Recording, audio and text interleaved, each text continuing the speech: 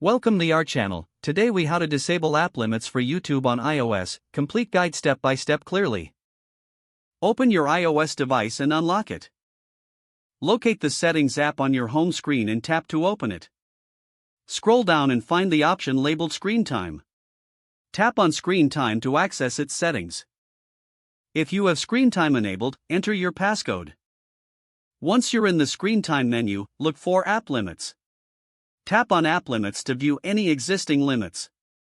Find the limit set for YouTube in the list of apps. Tap on the YouTube entry to modify its settings. Select Delete Limit to remove the limit for YouTube. Confirm your action by tapping Delete Limit again when prompted. After deleting the limit, navigate back to the main Screen Time menu. You can also check for any downtime settings that may affect YouTube. If there's any downtime enabled, select Downtime to adjust or disable it. Return to your home screen and open the YouTube app. You should now have unrestricted access to YouTube without any app limits.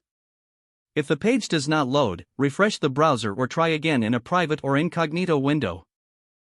Make sure you are using the correct email address, then retype it carefully to avoid small typos. If your password is not accepted, use the reset option and create a new strong password you can remember. Check your spam folder for verification or security emails, then complete any requested confirmation steps. Enable two-factor authentication if available to improve account security and reduce unauthorized access risk. After signing in, review your profile details so your contact information and settings are accurate and current.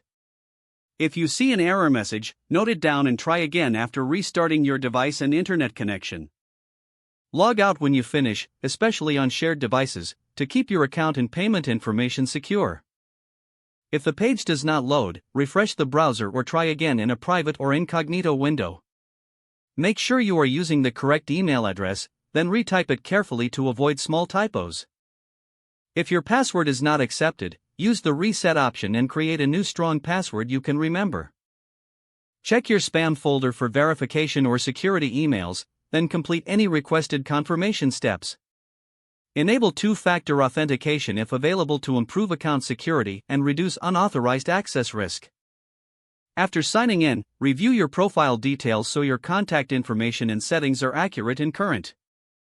Don't forget to like this video and subscribe to our channel for more step-by-step tech guides.